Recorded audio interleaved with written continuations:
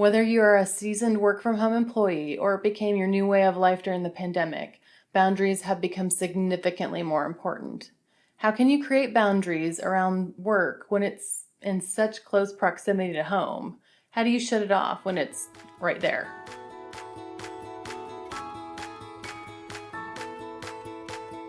Welcome to You Belong in the C-Suite podcast. You are ambitious in life and in your career, but something is missing. You want to bring more of your passion to what you do.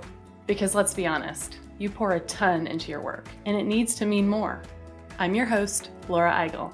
I'm a mom, wife, PhD, coach, advocate, introvert, and indoor rowing fanatic. I'm passionate about living a life that's in line with my values.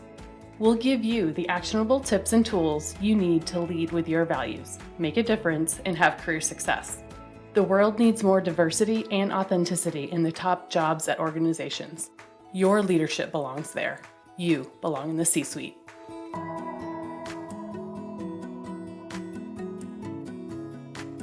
What gets you up in the morning? What drives your decisions? What do you stand for? No idea, not even sure where to start? I use my values to guide my life and career. It's the basis of how I've built boundaries for myself and stuck to them. Are you ready to dig into what matters to you? Go to thecatchgroup.com to download your free values worksheet. That's thecatchgroup.com to download your free values worksheet to get to your core values and take action on what matters most.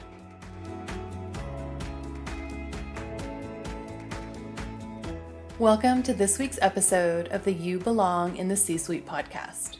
Today, we are going to dive a bit deeper into how to set boundaries, but this time we're going to focus on physical boundaries that you can set between work and home. I'm really excited to share a few strategies with you today, so let's get started.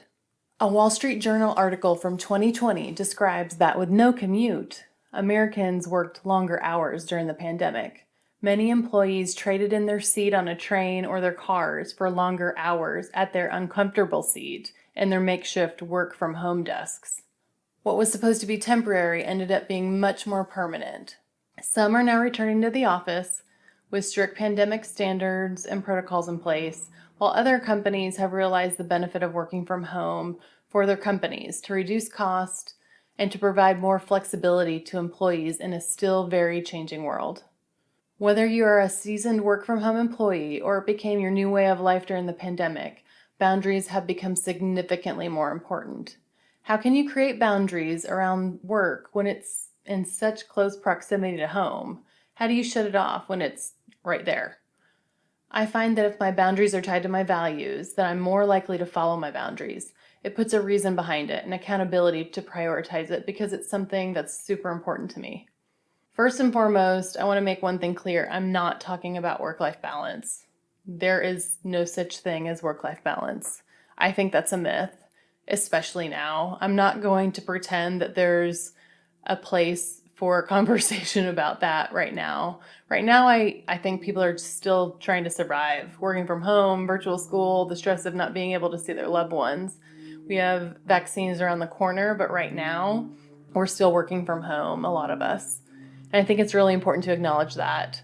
Not work-life balance, but setting some boundaries to create priorities. Today we'll talk about 3 specific strategies that you can use to create physical boundaries at home. First, the fake commute. I've started doing an end-of-day walk, which replaces my end-of-day commute time. As an introvert, I need alone time to center myself. My husband, who used to work only in an office, has been my office mate now for a year. I also have our 2 boys who are in virtual school still at home. We're together a lot, which I love, but it also means that mama needs a break sometimes. I recently read an article from entrepreneur.com advocating for putting in a fake commute into your day. We'll link the article to the show notes. But the author describes the benefits of our previous commutes. Those times in the train or in the car. It was a time to transition. That transition time is more important than we realize. We need it to decompress or to prepare for the day. He gives advice, the author, on how to create this fake commute, and I'm going to highlight a few of my favorite points from the article. first was maintaining your current schedule, specifically your sleep schedule. I know I have been known to partake in a few Netflix binges at night, even though I know I should be getting to bed, but he talks about how important keeping your schedule is. The second point that I loved was following your same commute times. So for instance, if you used to drive into the office and it would take 20 minutes, then that's the same amount of time in the morning that you need and at the end of your day, and you need to schedule it. Even if you used to walk to go get your lunch, try and simulate that too. He also suggested to literally get dressed and walk out the door because it creates that physical boundary between work and home. And so I mentioned that I take my walk at the end of the day. I'm physically leaving the house. I'm leaving work at that time. And when I come home, I don't get back into work. It's then family time. And I know that when I don't take my end of day walk, I'm not getting that transition time. I don't get to listen to a podcast or stretch my legs, which means if I continue to work, I'm less present with my family later. So the days that I do get my walk in, which is most days, I feel calmer and more connected and less anxious. The second strategy I want to share with you is a shutdown ritual. My writing coach, Lauren Marie Fleming, taught me about how to create a writing ritual, which basically creates the atmosphere that you want to write. So my desk is clear of distractions, my phone is on airplane mode, and I have a cup of tea, and then I set my Spotify for classical soundtrack, and it puts me in a position to where I feel like I'm free to write. And it sets the stage for my intention of writing and not checking my email or my phone. So how can you create a shutdown ritual for working from home? I listened to Amy Porterfield's podcast, and she mentions her shutdown ritual of including 20 minutes at the end of her day and setting the intention for the next day. So what are 3 things you need to get done the next day to further your project objectives? I find that when I don't do that, my mind is racing at night, thinking about all the things I need to do. When I used this strategy of setting the intention of the next day, I wasn't as anxious about the next day or about missing something in an email and was less tempted to check my email at night too. So what can you do? Shut down at a specific time, physically close the door to the office, or put your laptop out of sight off of the dining room table. What about your phone? How can you shut it off? In my previous job, I had a team member who would turn his out of office on every weekend. You know, the out of office reply that says when you're out for vacation and can't be reached? He created a boundary that clearly stated he wasn't what he was and wasn't going to do, and that included not working on the weekend. And on vacation, he even deleted the email app on his phone so he wouldn't be tempted to check it. In my previous job, I worked from home often, and when that job started, I had the option of getting a company cell phone. I wasn't sure if I should have 2 phones, and at the time it seemed really silly, but it was actually the best thing I ever did. I had a company cell phone and a personal cell phone, and when I was working from home, my company cell phone never really left my office or desk, and I didn't bring it with me downstairs when I was with the family. I really wasn't even reachable if somebody called me because I didn't have it with me. I also didn't bring it on vacation with me either, when we were taking vacations. The third strategy that I'll highlight is a visual reminder of your values. I'm a visual person, so I like to put visuals or pictures to things. Something that's helped me keep my boundaries that I've set in my schedule is a visual reminder of my values. In a leadership development program many years ago when I worked in corporate, I built a vision board in PowerPoint. And a vision board can be a physical poster board or it can be digital.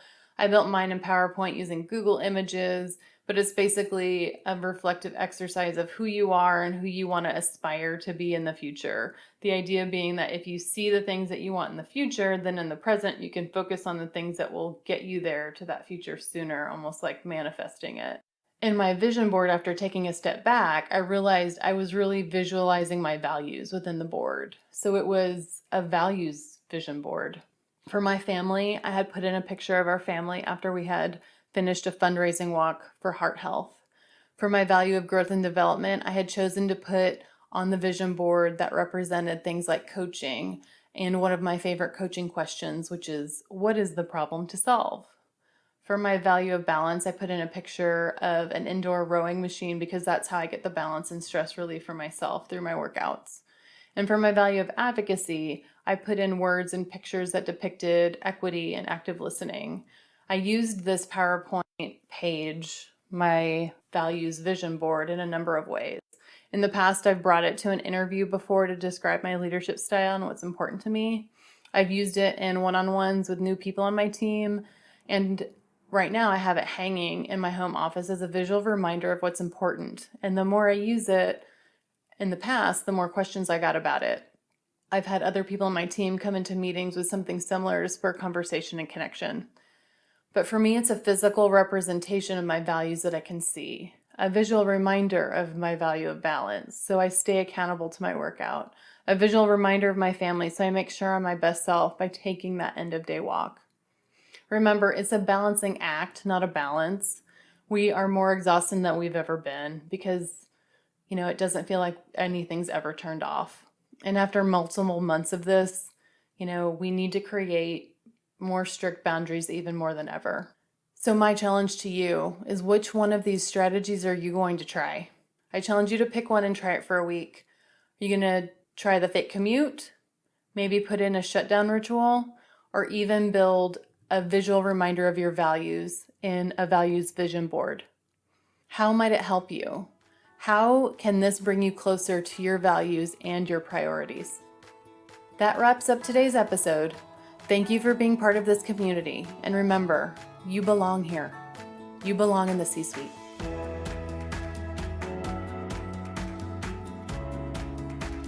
I'm more than thrilled to introduce a new program that our community has asked for. We are launching the You Belong in the C-Suite group coaching program. I've been coaching for over 10 years, and one thing I know is that sometimes you need accountability to make progress. Over the last few weeks, I've had multiple sessions with leaders who know that they need a change.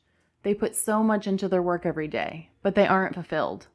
With group coaching, you get an individualized plan to take action on what matters most. And the best part, you get friends to go along the journey with you. You'll learn together, you'll celebrate together. The world needs your leadership. How will you bring it to them? Is it setting concrete boundaries so you can live a more fulfilled life? Is it setting a path for a bigger job at a company that aligns with your values?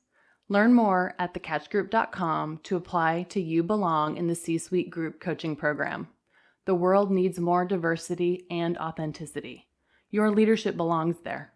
You belong in the C-Suite. Apply now at thecatchgroup.com. I want to thank you so much for listening to the You Belong in the C-Suite podcast. If you are enjoying this content, then be sure to subscribe to the podcast so that you don't miss a show. Editing and support for this podcast is from S&E Podcast Management. To get more tips and tools to help you live a life guided by your values, go to thecatchgroup.com. Keep your boundaries and take care.